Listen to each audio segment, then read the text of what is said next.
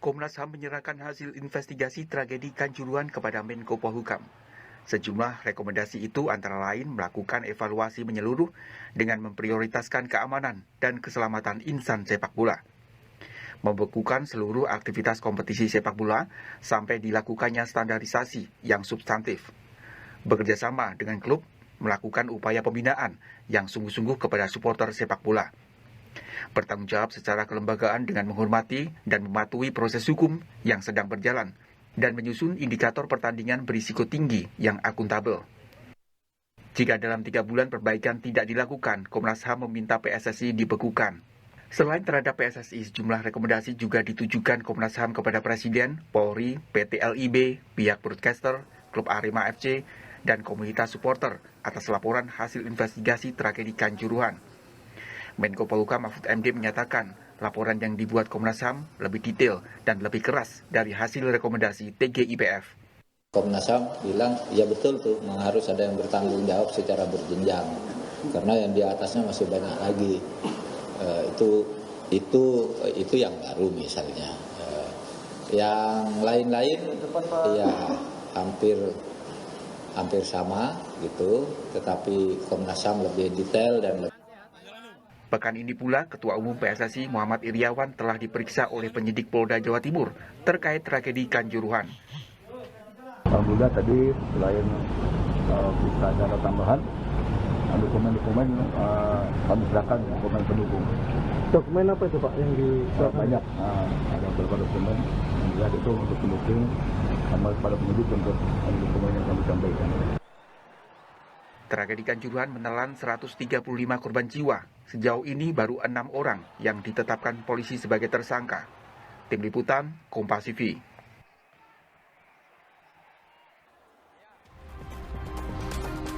Saudara, penyidikan tragedi Kanjuruhan termasuk otopsi jenazah korban terus bergulir. Komnas HAM menemukan ada pelanggaran tindak pidana. Sementara Menko Polhukam Mahfud MD menyebut ada yang harus bertanggung jawab berjenjang atas tragedi yang menewaskan 135 orang itu. Siapa lagi yang harus bertanggung jawab? Sudah ada Komisioner Komnas HAM Khairul An'am dan mantan anggota TGIPF Kanjuruhan Laude M. Syarif dan juga pakar hukum pidana Suparji Ahmad yang sudah bergabung di Kompas Petang. Assalamualaikum, selamat sore Bang Laude, Cak Anam, Pak Suparji. Selamat sore.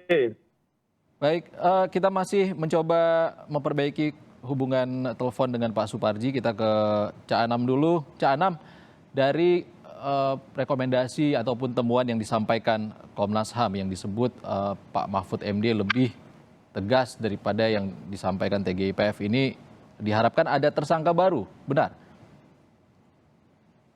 Iya, ada 2 dimensi sebenarnya. Yang pertama memang dimensi pemidanaan.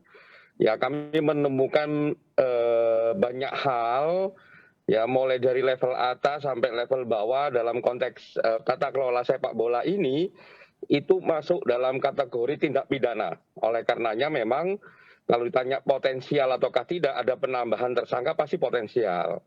Bahkan kami menyebutkannya 6 tersangka itu nggak cukup, karena masing-masing orang berkontribusi terhadap peristiwa tewasnya 135 korban dan ratusan luka-luka. Itu bisa ditelusurin, ya mulai dari level paling tinggi sampai level paling rendah.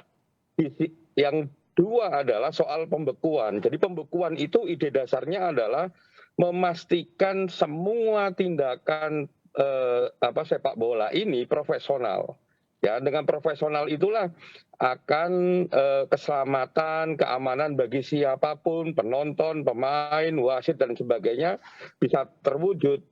Nah, ini karena ada temuan yang ya level paling tinggi sampai paling rendah juga tidak mengetahui instrumen PSSI sendiri, bahkan PSSI sendiri juga melanggar aturannya. Nah, oleh karenanya dibutuhkan 1 lisensi, 1 sertifikasi. Nah, kalau itu tidak terpenuhi, ya kami memang merekomendasikan untuk dibekukan. Karena kalau nggak dibekukan akan ada pertandingan-pertandingan berikutnya yang akan mengulangi tragedi Kanjuruhan. Oke, Cak Anam, kita ke Bang Laude dulu. Bang Laude, sebagai mantan anggota TGIPF, menurut Anda perlukah PSSI dibekukan? Ya, PSSI itu ada di dalam laporan. Jadi di laporannya jelas bahwa di laporan TGIPF itu banyak sekali. Salah satunya adalah mengganti statutanya. Itu yang paling penting. Karena statuta itulah menjadi biang kerok tata kelola sepak bola di Indonesia sangat jelek. Misalnya antara pengurus yang ada antara regulator, dia juga ikut pemain. Lihat saja itu. Exco itu ada pemilik klub seperti itu. Yang kedua, konflik of interest itu sangat jelas di sana. Sehingga kalau ada KLB itu perlu dikawal oleh Kompas TV dan seluruh masyarakat Indonesia. Apa agendanya? Ini jarang diributkan. Oh, ini KLB hanya penggantian ketua. Bukan soal ketua yang paling penting. Yang paling penting adalah merevisi statuta PSSI itu agar sesuai dengan organisasi modern yang nomor 1 mengikuti tata kelola organisasi yang baik, good organization governance, dan yang kedua hormati hak-hak asasi manusia. Itu penting itu. Oke, tapi kan kalau ada intervensi terlalu jauh dari pemerintah akan mengulangi kejadian yang sama nanti tahun 2015. PSSI dibekukan oleh FIFA. Tidak ada mengintervensi. Mengintervensinya itu adalah kita menunjukkan. Dan dia tidak boleh membuat statuta yang bertentangan dengan prinsip-prinsip tata kelola yang baik. Berarti dia obsolete itu, seperti itu. Mana ada bisa dibenarkan satu organisasi, dia regulator, dia juga pemain. Aneh itu. Seperti itu, tidak boleh sama sekali. Oleh karena itu mereka sangat suka itu statuta itu. Bukan mengintervensi, tapi memberikan arah, memperlihatkan. Akhirnya apa sekarang? Gara-gara seperti itu, akhirnya itu ini hanya puncaknya saja itu Kanjuruhan. Dari dulu terus seperti itu. Dan selalu katanya nggak boleh diintervensi. Bukan diintervensi, tetapi masyarakat sepak bola, para pengamat sepak bola, masyarakat Indonesia menginginkan PSSI yang profesional. PSSI yang sepatu dengan standar-standar organisasi yang baik. Aneh kalau ada PSSI begitu statutanya. Oke, Bang Laude, kita ke Pak Suparji Ahmad dulu, pakar hukum pidana. Kita tanya soal hukum pidana di sini. Pak Suparji, apakah ada unsur pidana yang bisa dikenakan kepada induk olahraga seperti PSSI? Ya, saya kira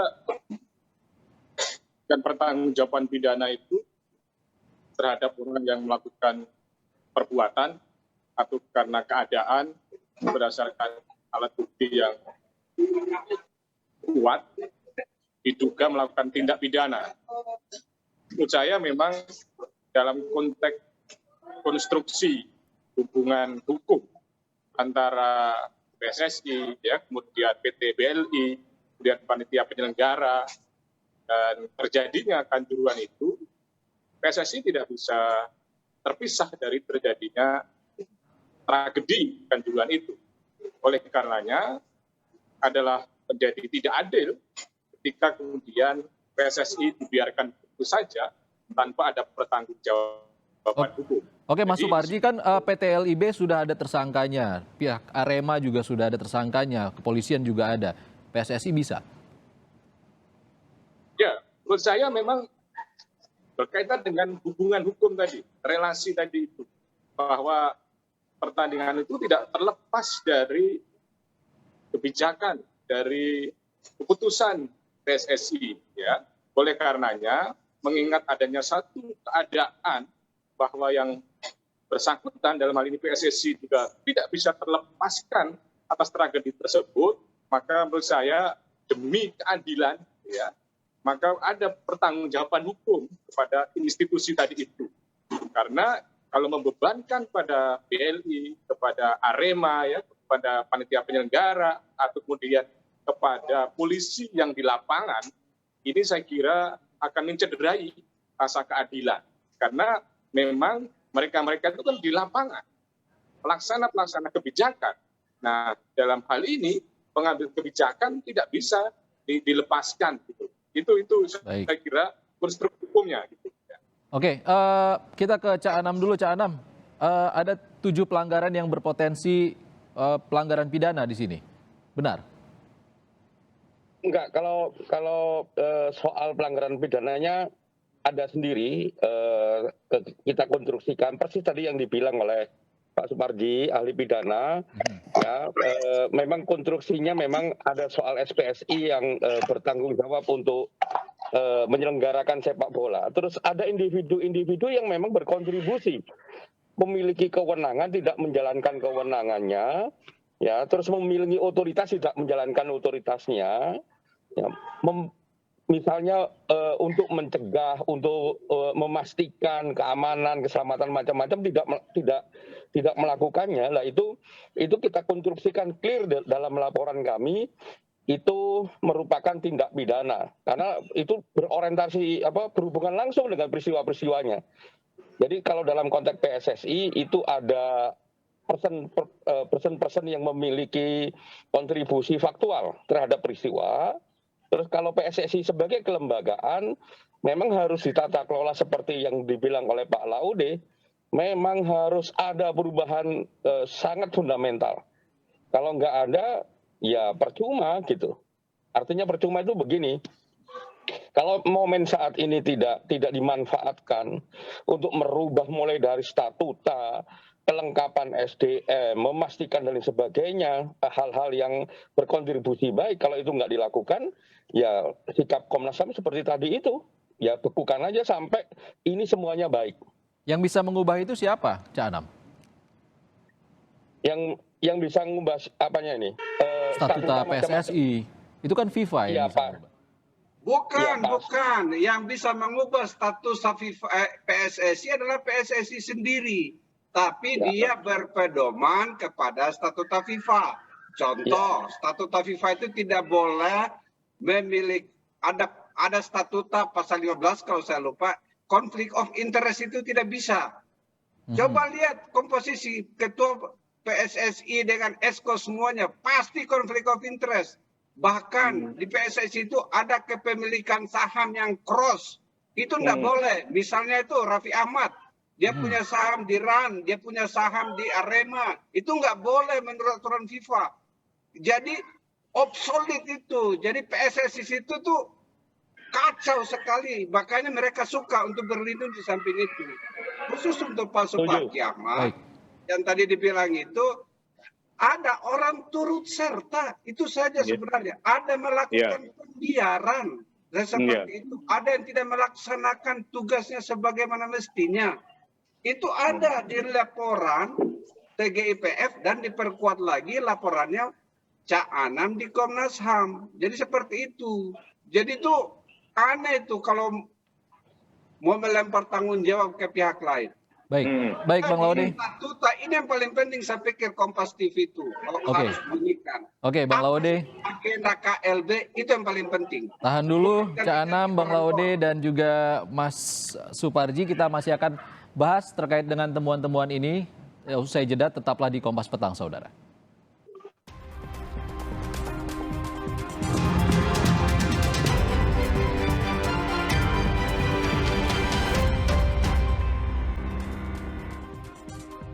Anda kembali di Kompas Petang, saudara. Kita masih membahas terkait temuan Komnas HAM dan juga potensi adanya tersangka baru dalam tragedi Kanjuruhan. Kita masih bersama dengan Cak Anam dari Komnas HAM dan juga ada Bang Laude dari mantan TGIPF dan Pak Suparji, Mas Suparji Ahmad, pakar hukum pidana. Kita ke Mas Suparji dulu. Mas Suparji, selain dari 6 tersangka yang sudah ditetapkan oleh kepolisian, dari temuan Komnas HAM, apakah Anda sudah membacanya, bisa digali ataupun ditemukan potensi tersangka baru? Ya, saya kira saya setuju dengan Bang Laude bahwa sangat terang benderang bahwa harus ada pertanggungjawaban hukum dari PSSI, mengingat yang dijadikan tersangka selama ini kan diterapkan 359 dan 360 karena kelalaian menyebabkan luka, kelalaian karena menyebabkan kematian orang lain. Saya kira bahwa PSSI ya itu bisa dijungtokan 55 ayat 1 angka 1 tentang turut serta melakukan tindak pidana itu. Nah, pada sisi yang lain bisa diterapkan pasal 52 junto pasal 103 Undang-Undang Sistem Keolahragaan yang mana ancaman hukumannya adalah 2 tahun. Cuma 2 tahun. Di mana konstruksi pasalnya adalah bahwa ada kewajiban para penyelenggara olahraga itu menjamin keselamatan, menjamin keamanan, menjamin kesehatan dan sebagainya. Bahwa ini ada terjadi sebuah peristiwa akibat kelalaian, ya, akibat ketidakseriusan menjaga keselamatan atau mengantisipasi keselamatan para penonton sehingga menyebabkan terjadinya luka-luka, terjadinya tewas banyak orang. Yang menurut saya ini adalah semua tentunya tidak terlepas dari PSSI.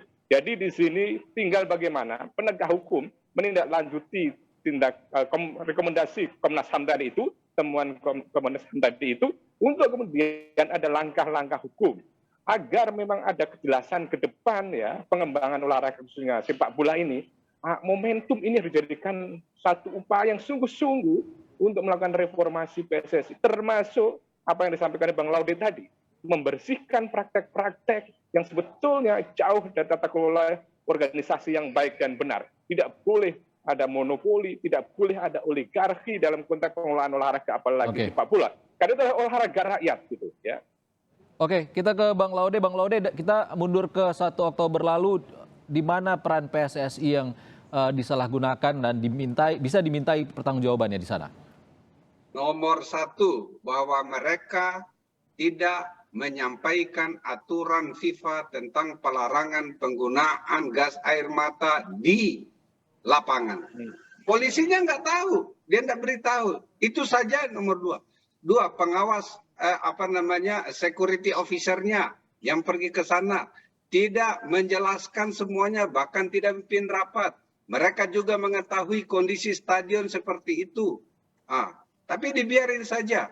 Bahkan mereka sudah mengetahui bahwa itu adalah high risk match, tetapi tidak ada petinggi PSSI yang, jadi itu seakan-akan dibiarin saja itu. Jadi banyak. Oleh karena itu, di rekomendasi TGIPF itu adalah meminta pertanggungjawaban pihak-pihak lain juga selain yang 6 yang sudah. Khusus untuk yang aparat keamanan yang menembakkan ke arah penonton itu saya pikir sudah ditemukan jelas sekali videonya, nggak bisa itu apakah dia hanya sekarang kan cuma memberi perintah, tapi apa adik-adik ini dan langsung menembak ke arah penonton yang tidak ada kejadian apa-apa yang mengakibatkan banyak sekali kematian yang seperti itu. Mungkin itu juga perlu dipikir. Tapi ada satu poin yang saya harus sampaikan, karena FIFA pun harus bertanggung jawab. Mengapa FIFA bertanggung jawab? Dia dari dulu dia tutup mata dengan kelakuan-kelakuan PSSI seperti itu. Bahkan kalau mau lihat FIFA Code of Ethics, ya itu di poin 5 ada khusus conflict of interest. Dia bilang, before being elected or appointed, officials shall disclose any personal interest. Itu nomor 1. Nomor 2, while performing their duty, officials shall avoid any situation that could lead to conflict of interest. Kalau di statuta PSSI, ya sudah nggak ada larangan itu seperti itu.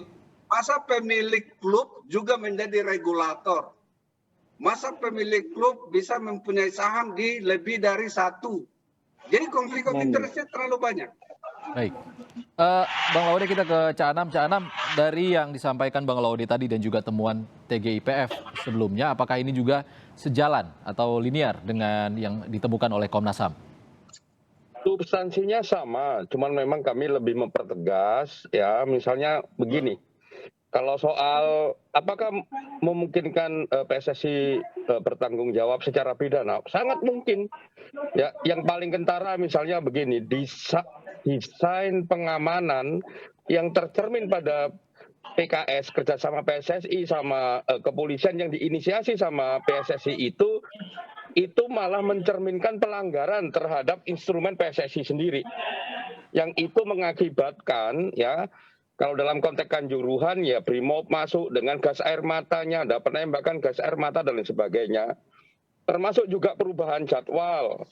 Ya, dinamika soal jadwal ini itu tidak mengedepankan atau mencerminkan terkait keselamatan dan keamanan yang ada ya. Terkait jadwal ini apakah bisa juga menyasar kepada broadcasternya? Kalau dalam konstruksi kami bisa, wong ada buktinya kok. Tidak mengindahkan aturan yang ada, tidak mengindahkan aturan yang meletakkan keselamatan dan keamanan menjadi utama. Bahkan ada tindakan intervensi terhadap pemilihan jadwal itu memungkinkan. Oke, Cak Anam, kita ke Mas Suparji dulu. Mas Suparji, seperti yang disampaikan Cak Anam tadi, ya. PSSI sangat mungkin dan juga broadcaster yang menayangkan partai Persebaya ataupun Arema melawan Persebaya waktu itu bisa berpotensi kena pidana. Ya, inilah sebetulnya perlunya tindakan-tindakan hukum nyata ya, dalam arti memeriksa para pihak yang terkait tadi itu. Karena sementara ini kan masih bukti-bukti permulaan ya, yang kemudian tidak dilakukan proses hukum kepada orang-orang yang mestinya potensi untuk menjadi tersangka atau kemudian pada proses pertanggungjawaban hukum berikutnya. Karena memang sudah sangat jelas ya, penyelenggara kejuaraan olahraga itu wajib memenuhi persyarat teknis ya, kesehatan, kemudian keselamatan, ketentuan daerah setempat, keamanan, ketertiban umum, dan kepentingan publik gitu. Nah, dalam hal ini kan bisa kemudian dicari konfigurasi, konstruksinya. Siapa yang terkait dengan penyelenggara kan itu? Apakah kemudian termasuk broadcast tadi itu bagian yang tidak terpisahkan dari konteks penyelenggara? Dan kalau memang ada hubungan nyata dalam hal ini, bahwa dia bagian yang tidak terpisahkan dari kegiatan pertandingan tadi itu, dan kemudian juga tidak mengindahkan adanya kewajiban-kewajiban yang dilakukan tadi itu, maka memang perlu ada proses pertanggungjawaban hukum. Sementara ini kan masih ada melokalisir kepada kalangan orang-orang tertentu saja. Ini yang sebetulnya membuat misalnya ada semacam kegemasan publik gitu loh. Kenapa? Kenapa kemudian seolah-olah ada proteksi gitu pada figur-figur tertentu, pada orang-orang tertentu, pada institusi-institusi tertentu. Lebih baik ini progresif ya dan produktif menindaklanjuti GPR, Komnas HAM supaya ada kejelasan. Jadi menurut saya potensi-potensi pertanggungjawaban hukum itu saya kira cukup terang benderang karena memang menjadi bagian dari penyelenggara kejuaraan olahraga tadi itu, pertandingan olahraga tadi itu. Itu Mas. Ya. Oke, Mas Suparji ke Bang Laude. Bang Laude, dari rekomendasi ataupun arahan dari Presiden Jokowi ke Kapolri untuk menangani kasus tragedi Kanjuruhan ini, apakah ada juga terkait dengan mempercepat penyidikan dan juga penyelidikan untuk tersangka baru? Ini sudah 1 bulan. Ya, jadi kita sudah mengatakan bahwa di rekomendasinya itu kita merekomendasikan untuk memproses pihak-pihak lain di luar yang 6 tadi. Yang pertama salah satunya, kenapa pula gas air mata yang dipakai sudah expired? Ini kan ini kadaluarsa, memakai sesuatu yang sudah kadaluarsa. Misalnya seperti itu. Yang menembakkan gas air mata termasuk sebenarnya orang misalnya yang merusak di luar. Jadi bukan cuma petugas, ada juga para supporter itu yang membakar. Nah, itu juga harus kena. Jadi ini pelajaran untuk semua. Tidak boleh. Jadi kita sudah katakan seperti itu. Jadi kalau dilokalisir saja seperti yang sekarang, ya menurut saya mungkin tidak akan menimbulkan perbaikan yang signifikan di dalam masa depan persepak bolaan dan olahraga nasional. Oke, terakhir ke Cak Anam ya. Cak Anam, soal tersangka apakah ada rekomendasi terkait dengan tersangka baru kepada Kapolri?